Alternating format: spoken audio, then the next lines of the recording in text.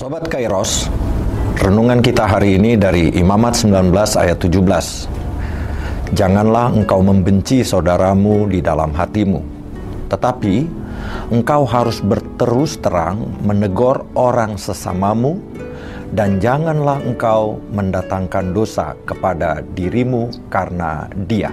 Sobat Kairos, Horas. Apakah Sobat Kairos pernah mendengar atau membaca istilah blind spot? Istilah ini sering digunakan oleh mereka yang memasang kamera pengawas atau CCTV.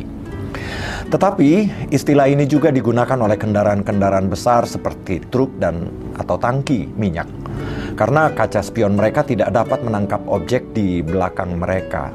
Sehingga mereka menuliskan hati-hati blind spot. Kita sebagai manusia pun memiliki blind spot.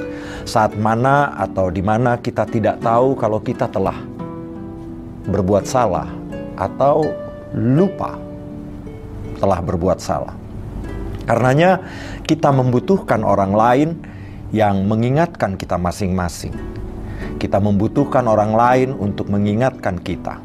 Demikian pula sesungguhnya orang lain membutuhkan kita untuk mengingatkan mereka. Itu artinya bahwa kita manusia saling membutuhkan.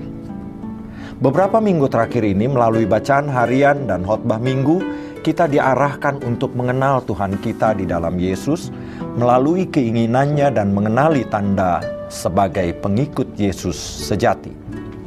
Salah satu tanda itu adalah janganlah membenci saudaramu dan berterus terang menegur orang sesamamu. Tuhan menggunakan kata saudaramu dan orang sesamamu dengan maksud bahwa kita semua sama di hadapan Tuhan. Artinya kita dengan sesama kita adalah bersaudara. Masing-masing kita membutuhkan yang lain untuk saling mengingatkan karena kita masing-masing memiliki blind spot. Selanjutnya Tuhan mengingatkan bahwa jangan membenci saudaramu di dalam hatimu.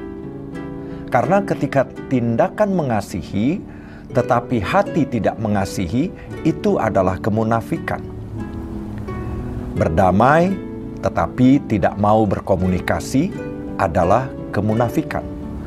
Hal itu sama harganya dengan membenci sesama. Dan itu adalah dosa. Apalagi menyimpan dendam dalam hati. Kebanyakan orang lebih suka membalaskan dendam karena itu pantas bagi perasaan. Tetapi ongkos dan kerusakan akibat dendam akan sangatlah besar. Dan mengenai pembalasan dendam bukanlah tanggung jawab setiap orang, melainkan tanggung jawab Tuhan. Demikian kata Yesus, jangan kamu menghakimi, supaya kamu tidak dihakimi. Tertulis dalam Injil Matius pasal 7 ayat 1. Itu juga berarti bahwa hukum belas kasihan akan terjadi kepada diri kita masing-masing kalau kita mau berbelas kasihan kepada sesama kita. Bahkan Yesus mengatakan, kasihilah musuhmu dalam Injil Matius pasal 5 ayat 44. Petugas yang telah ditetapkan oleh Tuhan akan membalaskan rasa sakit yang dirasakan oleh mereka yang tersakiti. Petugas yang ditetapkan oleh Tuhan akan menghukum mereka yang menyakiti sesamanya. Bandingkan dengan tulisan Rasul Paulus kepada jemaat Roma pasal 13 ayat 1-7. Sobat Kairos, karena manusia saling membutuhkan, baiklah kita hidup kudus karena Tuhan kudus. Amin. Selamat beraktivitas Sobat Kairos. Jaga kesehatan, karena kesehatanmu adalah berkat kesehatan buat orang lain. Tuhan Yesus memberkati.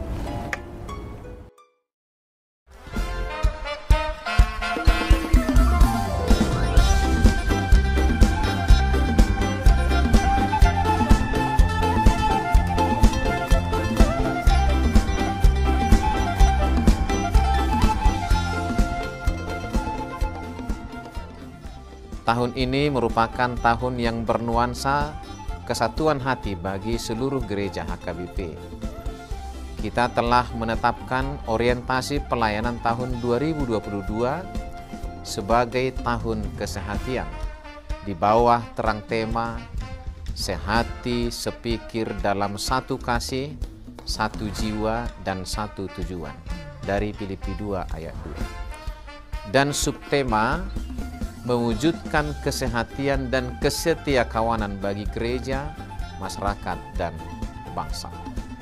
Panitia Tahun Kesehatian HKBP Distrik 8 DKI Jakarta telah ditetapkan menjadi organ pelayanan dalam mewujudkan persekutuan, kesaksian, dan pelayanan yang semuanya diikat dalam satu kasih, satu jiwa, dan satu tujuan.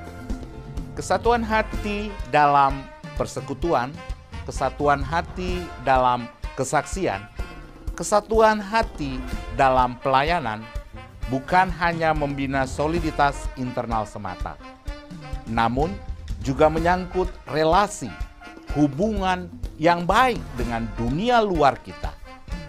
Maka untuk mewujudkan kesehatian yang nyata dalam kehidupan warga gereja, Panitia Tahun Kesehatian HKBP Distrik 8 DKI Jakarta berkomitmen untuk berkarya dalam program-program kreatif dan relevan dan bernilai tinggi untuk menguatkan visi dan misi kerajaan Allah di dunia ini.